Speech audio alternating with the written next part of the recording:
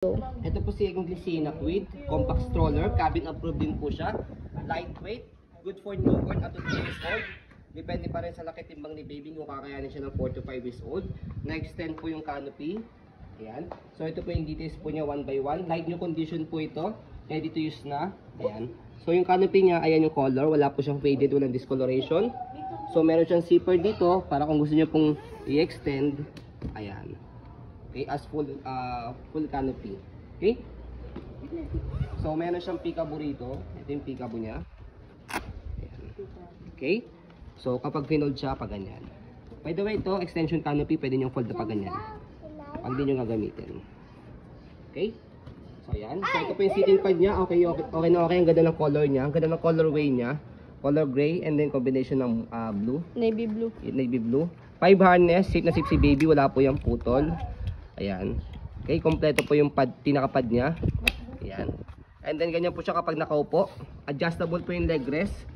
Press nyo po dito sa ilalim. Upo-upo pala siya, no? Ayan.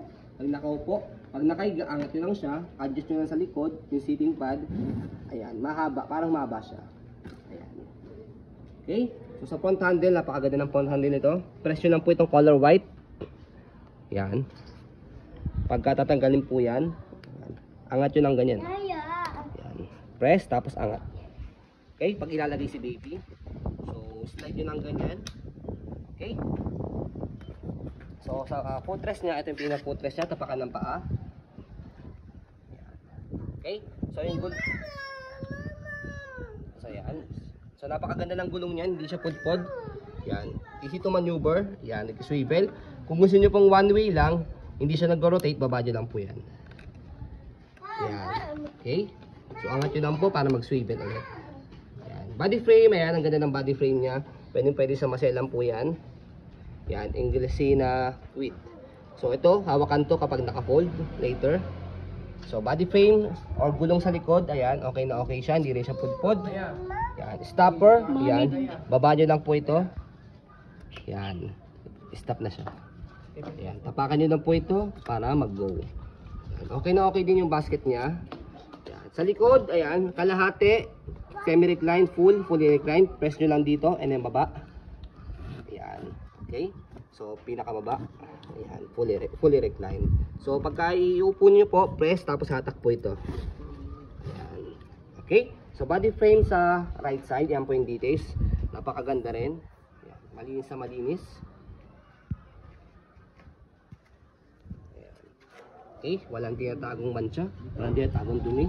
Okay, so sa front handle, ayan, ang ganda ng front handle po nito. Ayan. So syempre, sinamahan na rin namin siya ng hook. Ayan, heavy duty yung hook nito. Ayan, aluminum, kaya hindi kinakalawang.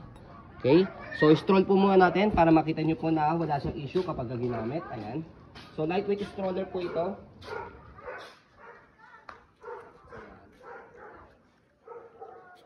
Okay? So sa pag-fold sa kanya, so kailangan fold nyo po muna po yung canopy, kailangan naka-sitting pad siya para mag-compact folding siya. So slide, and then press yung ilalim. Okay? Kasi pag hindi nyo ni-slide, nakalak yan. Okay? Slide, press, tapos, yan, pull down, pababa. Okay? Tapos, lock nyo ng ganyan. Okay? So meron siyang lock sa, yan, sa gilid. Automatic lock. Yan. Bit-bitan sa gilid. Bit-bitan sa gilid yan. Pwede rito, hand carry. Yan. Ano naman? Pwede dito. Ayan. Okay, so sa pag-open sa kanya, madali lang din. Slide press, tapos bukan nyo lang. So yan, ganyan lang siya kadali. Okay, so less hassle sa pag-fold saka sa pag-open. Okay, so yun po, as you can see, very details po kami mag-video kasi siya policy po namin, no refund, no exchange, what you see is what you get. So yun po, maraming salamat. Have a nice day and God bless po.